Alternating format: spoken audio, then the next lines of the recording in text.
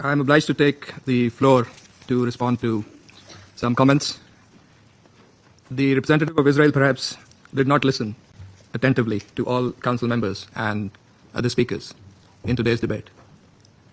And in our view, it is unacceptable, indeed ludicrous, for an aggressor, an occupier, a serial violator of UN Charter and international law, that is Israel, to abuse this chamber and disrespect the sanctity of this council. And this is not the first time.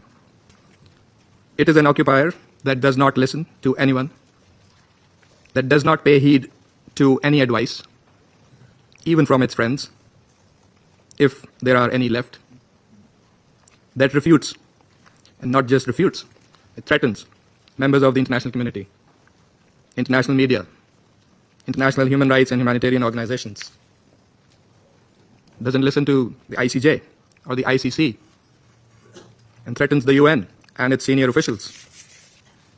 And it does that with impunity, shielded by its apologists, who time and again acquiesce in its illegal actions and defiance of the international community.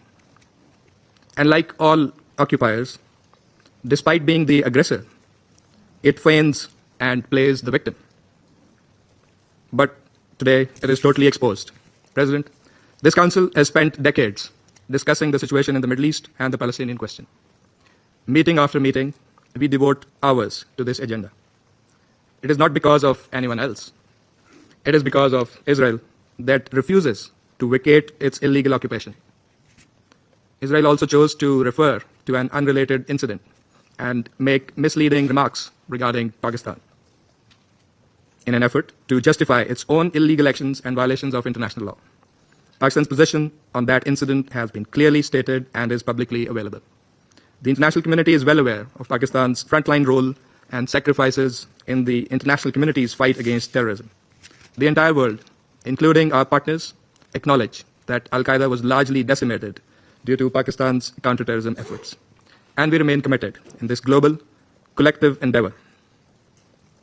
We cannot accept insinuations from an irresponsible rogue state that is, in fact, the perpetrator of worst kind of state terrorism that we are witnessing in Gaza and, in fact, in the occupied Palestinian territories for decades. And we reject any false analogy